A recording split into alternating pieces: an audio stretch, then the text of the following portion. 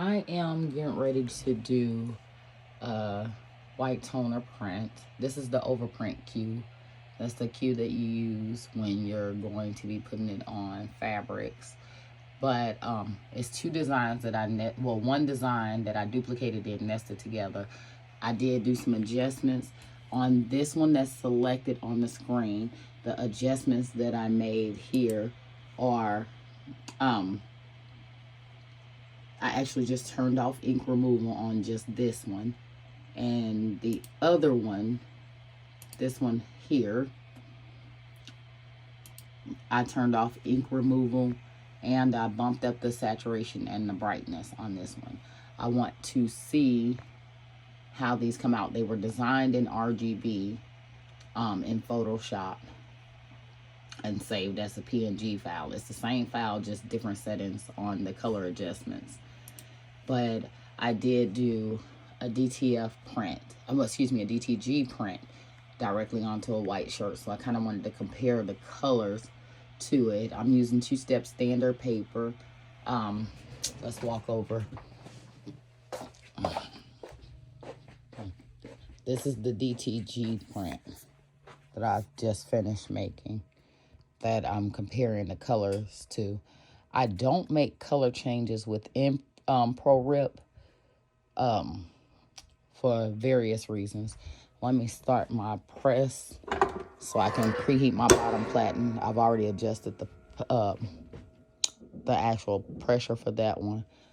I'm gonna load my paper up into the top tray, well, into the tray as opposed to the bypass. So I'm gonna load my paper in. I'm doing one print, same paper. Load that on in. Print side up. I'm taking my little cover sheet down. And this is the 2-step standard. These are the letter size papers that I'm using. And here's my B sheet that I'm going to be marrying to it. So let's walk back and go ahead and send the print.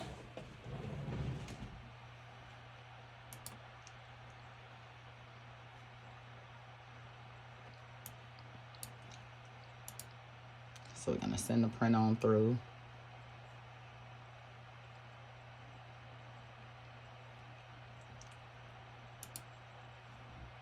Trying to figure out why I went to holding.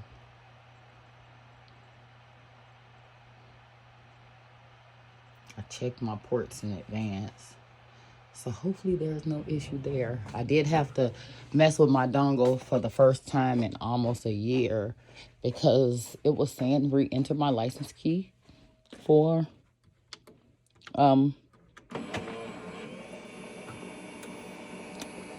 Smart Cut. So it's warming up. Let's see if this has anything to do with it, like it wasn't seeing it on the network or something. Let's go back. It's a lot of walking and traveling. I would agree with you.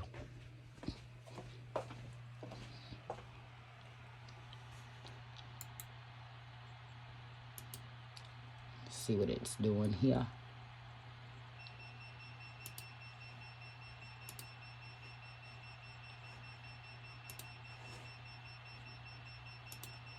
Not quite sure why it's spewed, but let's at least stop the heat press from heating. All right, so that's ready to go, and it's ready to marry. But somehow, I think, let's see. Let's open them back up and see what's going on with these cues. Hopefully you can see this. Let's see what's happening with that cue.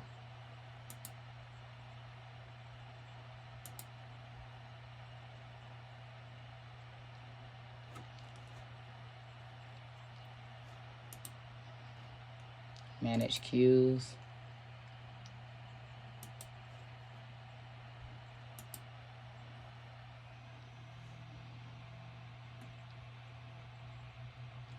And that IP number address is the same. Let's do that. And let's change all the cues to this port. Yes. And now let's see how our printing goes. Nope, still just spooling it. This is what aggravates me about using a PC. Is figuring out what's going on.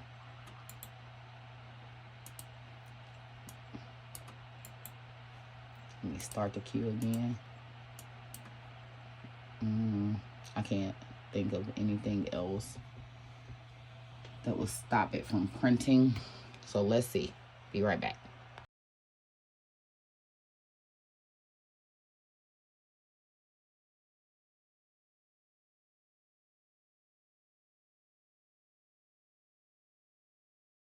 Now we're getting ready to do the peel. And I've let a few seconds lapse since I done opened this. So hopefully we don't lose anything on it. But we peel on the press. Peel low, slow, tight. I wear the gloves so I don't burn my fingers anymore. Oh, just lost that E from not paying attention. Or a corner of it.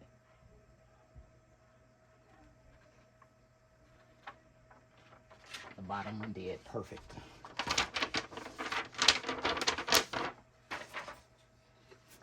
And this is how it looks. And this is the back of it. If you've seen my DTF videos, this probably mimics the DTF, just not as shiny, but it has the same orange peel type look to it with the adhesive. So let's go ahead and put one of these on a shirt. If you're wondering why the butcher paper is there, I don't want to sacrifice getting no adhesive on anything. So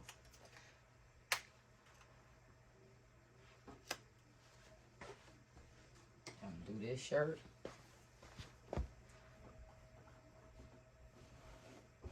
This design is gonna be a little big on this shirt, but that's fine. I'm gonna pre-press it. I actually go ahead and bring my temp down because I do the transfers at 285.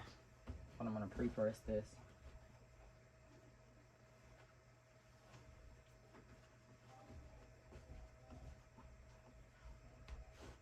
Get the moisture out.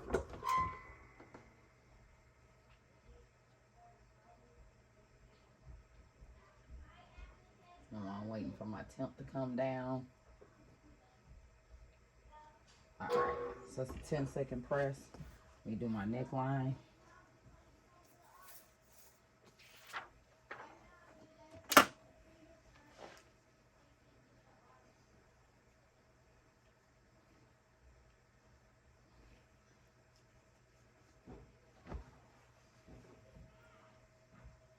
Normally I do 1.5. I'm doing these 2 inches down since the designs are so short.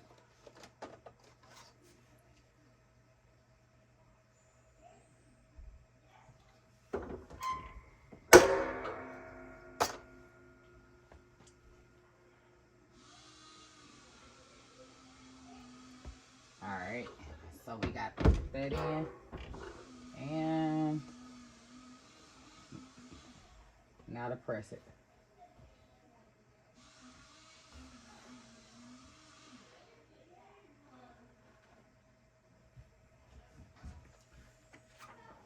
Still waiting for the temp to come down. I'm going to separate these, cut it a little bit.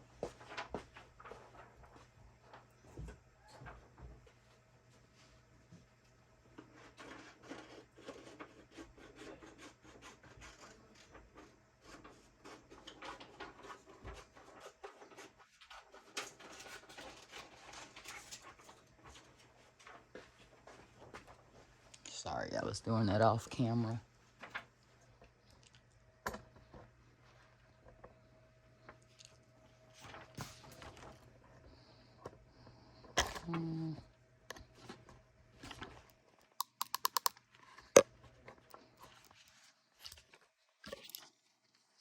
All right. Sorry about that. Didn't mean to flip y'all all the way down. All right. I gave you a little bit more visual.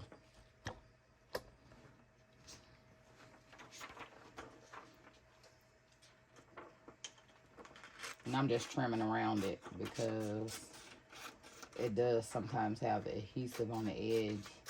It wouldn't make much difference on a white shirt or a light color shirt. You probably wouldn't see it as much, but on a darker shirt, you will see that. So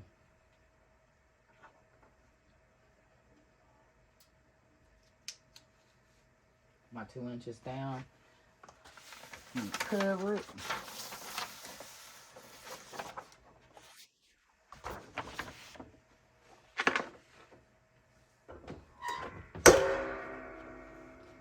And we are going to press that for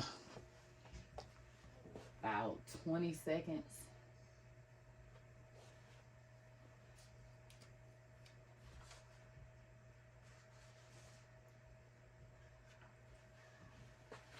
All right, 20 seconds is up. And I'm gonna take it off and let it cool.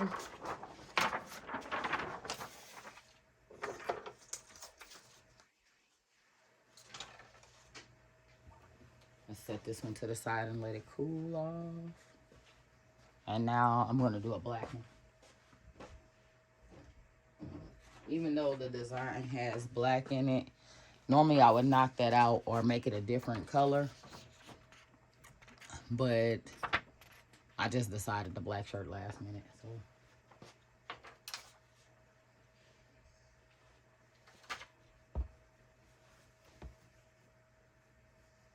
Pre-press this. And I don't know what this is they got on it. Just sitting there that fast, but oh well.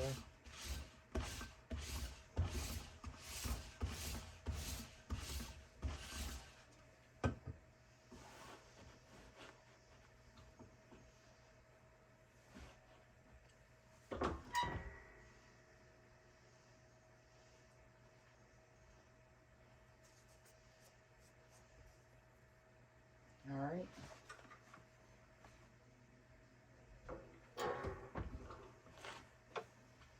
Do my neck crease.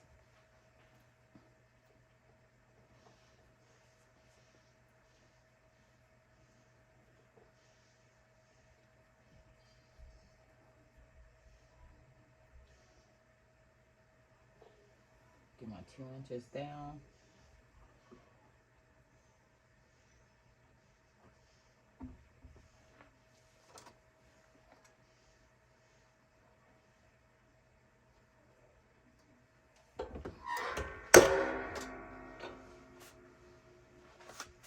By the time this one comes off, that one should be cool enough to peel.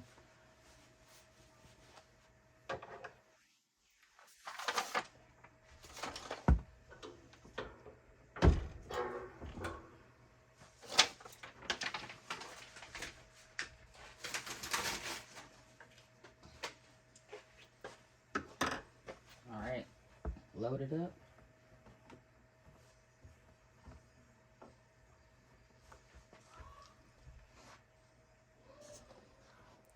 Move y'all up this way. See if you can get a good angle.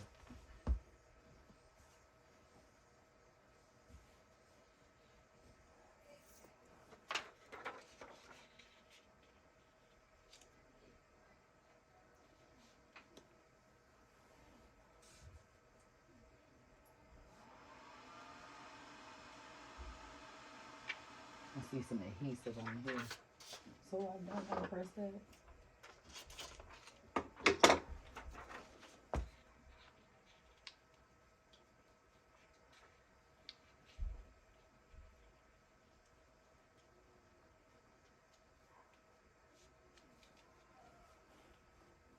All right. 20 seconds, 285. That's good. And while that one is in, I think this one has cooled enough to do the peel.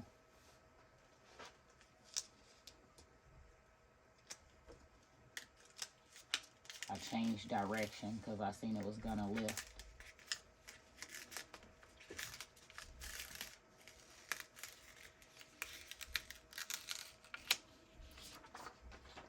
I did lose a corner that D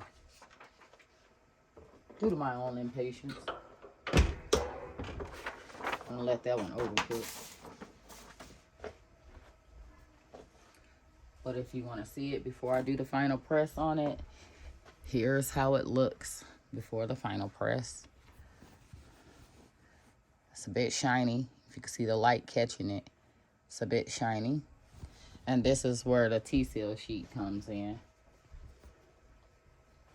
I'm going to cover it with the T-seal sheet.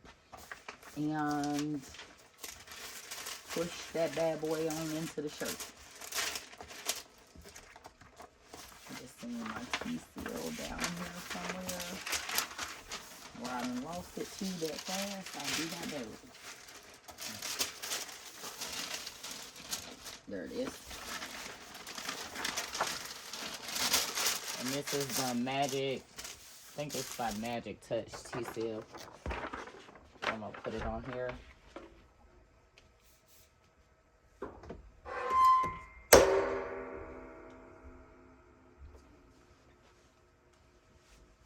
Ten-second final press on it.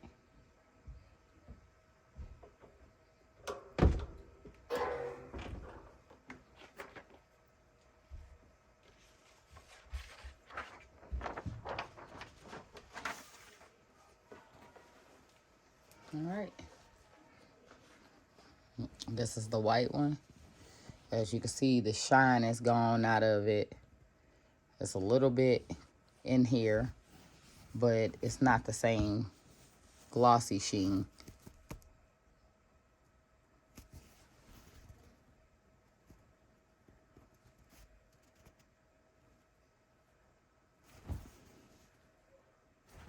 I got some lint on here, but that's fine. But this is what I was doing this for. Just this is a comparison between the two.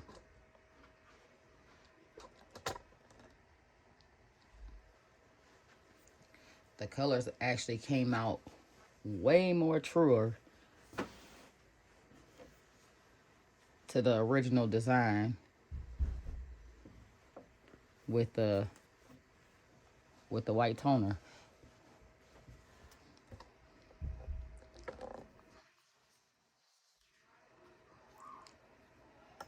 The white toner actually held the blues and the yellows brighter. The reds came out good, the greens. But they look really similar. You could just see the difference in the blues, really. That's where it stands. I'm going to put up the original design as it looked in Photoshop. But for now, we're going to press the black shirt.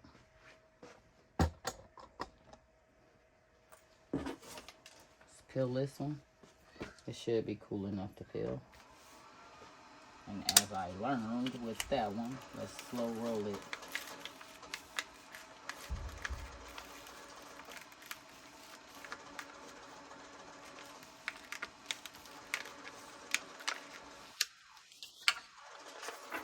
No loss. No loss.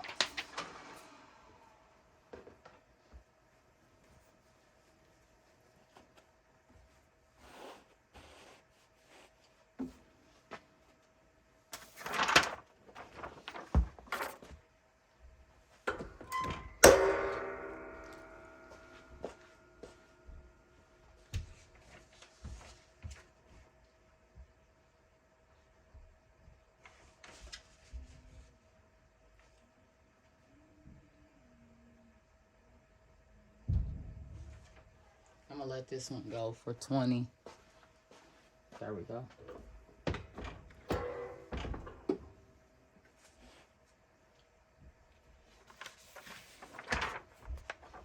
As you can see, nothing is on here. It doesn't really pick up ink. But what it does do, and you can do your stretching while it's still on the press. If you prefer to stretch it while it's still on there. So you can get a good idea of what it's gonna do.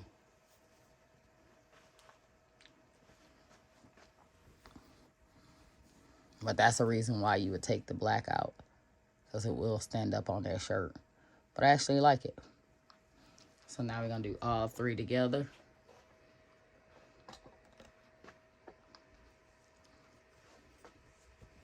Fold this one. Put it up top.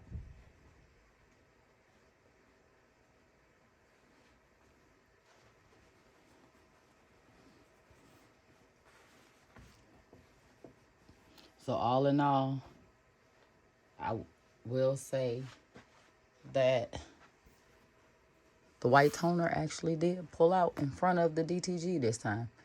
I haven't done it as a DTF print, which I could, but I haven't yet. But there you have it. And first one is white toner. Second one is DTG. Third one is the white toner as well. I'm sorry, I lost my train of thought. Remember, I did say in the beginning that I did increase the saturation and the brightness on one of these.